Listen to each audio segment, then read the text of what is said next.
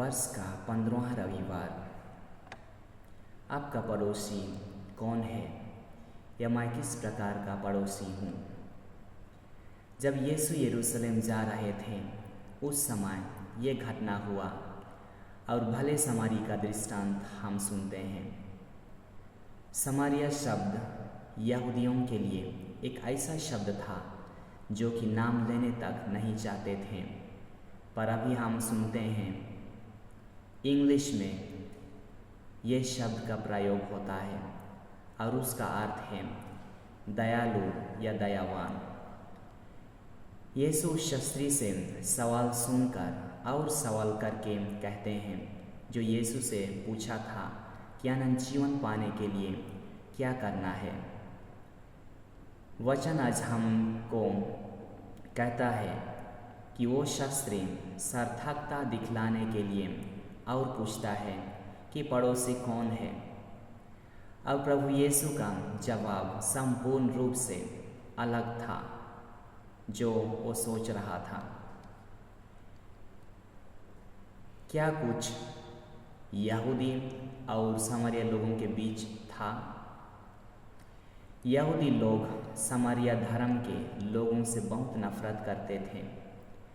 समारिया के लोग भी यहूदी धर्म को मान रहे थे, लेकिन वे यहूदी और गैर यहूदियों से शादी किए गए संतान थे, इसीलिए वे मिश्रित थे।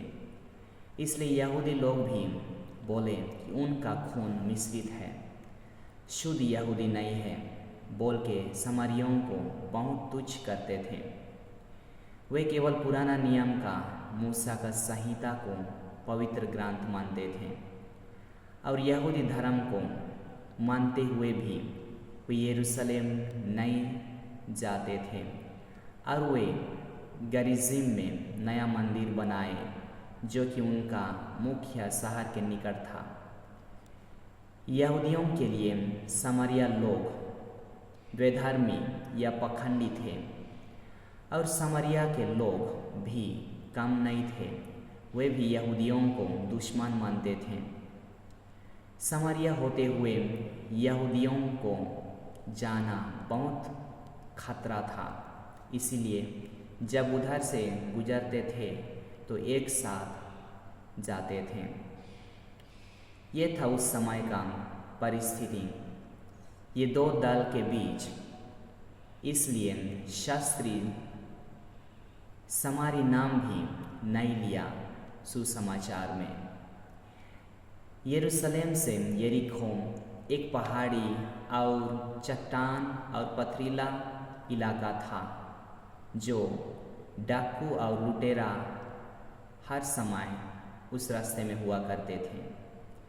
बहुत से लोग उस रास्ते में मारे गए और बहुतों को घायल किया गया था, इसलिए उस रास्ता का नाम लाल रास्ता भी दिया गया था।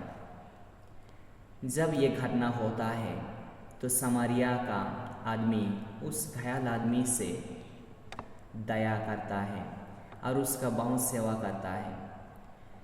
दयालुता किसी सवाल पूछता नहीं है, सीधा कुछ करने के लिए तत्पर रहता है। प्रभु हमें याद दिलाते हैं कि प्यार हमारे कार्यों में दिखता है।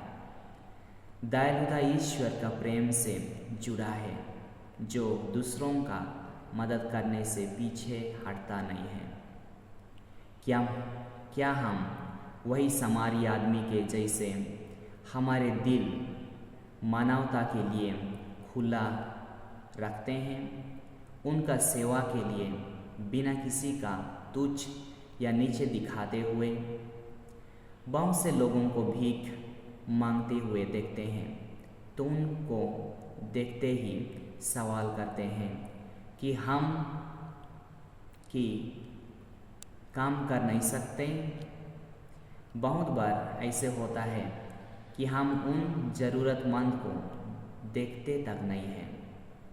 हम लोग अपनी दुनिया में इतना लीन रहते हैं कि दूसरों का ज़रूरत को तो क्या दूसरों को देखते तक नहीं है। कभी कभी ऐसा लेकर आते हैं कि कुछ मिलेगा, या वे मानसिक ज़रूरत, या कोई उनसे पूछे, बात करें, उनका ख्याल करें। लेकिन मोबाइल को जैसे स्क्रॉल करते हैं वैसे ही ज़रूरतमंद को नज़रअंदाज करते हैं। क्या मैं मेरा सोच में केवल धार्मिक हूँ, या मेरा मन और दिल में बस, या प्रार्थना लाए तक मेरा धार्मिकता सीमित है? दया और करुणा हमें उन लोगों को देख के चुप रहने देते नहीं है, हमें कुछ करने की मजबूर करता है, हमें खुद से बाहर ले जाता है।